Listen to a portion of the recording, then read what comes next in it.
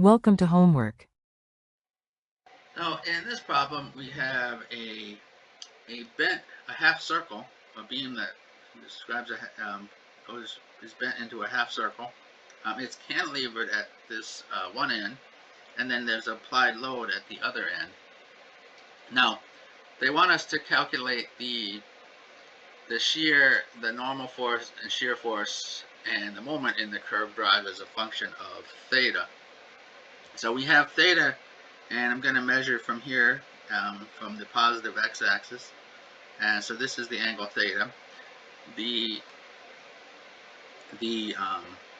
radius of this half circle, I'm going to use a capital R just to avoid some confusion. So we can take a cut, and it's easiest to take a cut from here, because then we actually don't need to really find these, and we could actually find them by just figure out what these guys are when theta equals pi. So we have a reaction force vector here. So this is going to contain both the shear and the normal force, and then we have a moment. And so balance of forces simply says that this plus this has to be 0. Now we can figure out what this is in terms of x and y components. So that's p cosine phi sine phi, cosine phi in the x, sine phi in the y. So we know that is the magnitude of the load there. And let's see here. I think I missed a minus sign in there. Let me just check. Yeah, this should be minus.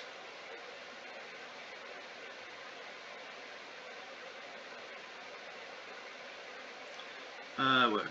Right here. So we can get that, and now we know the position of that vector, that force, is just r in the x direction. So what we can do is we can figure out what this is in terms of x and y very easily, because it's just the negative of this. But what we want, we want the normal and the shear, and so that's the normal is in the theta direction, and the shear is in the radial direction. So if we take the dot product of this with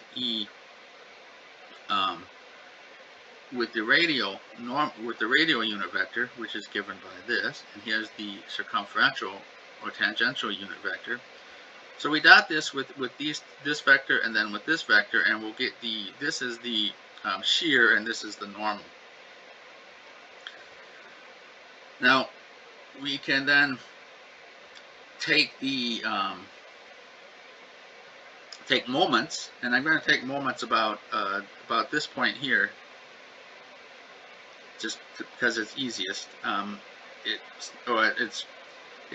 might be easier here, but here, if we take moments about here, we know what these moment arms are easily. If we take moments about here, then we have to mess around and figure out what that moment arm is. So the moment caused by this this load here is minus rp sine phi. So the vertical component, and then the moment arm is r. Now then, the moment caused by this normal force, we have the position vector in here, and this is a function of theta, because E hat r is a function of theta. So and then we need to take the cross product with the vector here, the reaction, the internal force vector, and then take the dot product with the out of plane unit vector.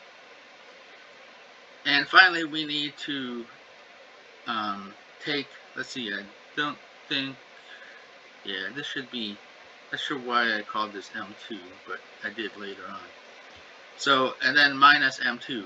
So that is the sum, moment balance. Now we can crank through all of this. We can see that obviously this term drops out. Theta crossed with r gives us a component in the outer plane direction. So we have that.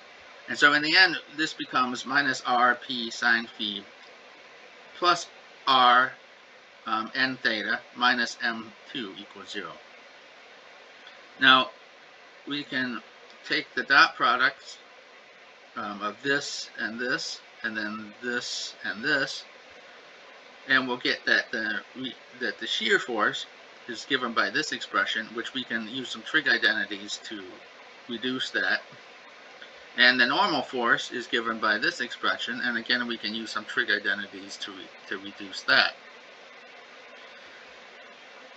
Then once we know that, we can figure out what N2 is, and that is P times R times the quantity sine theta plus phi minus sine phi.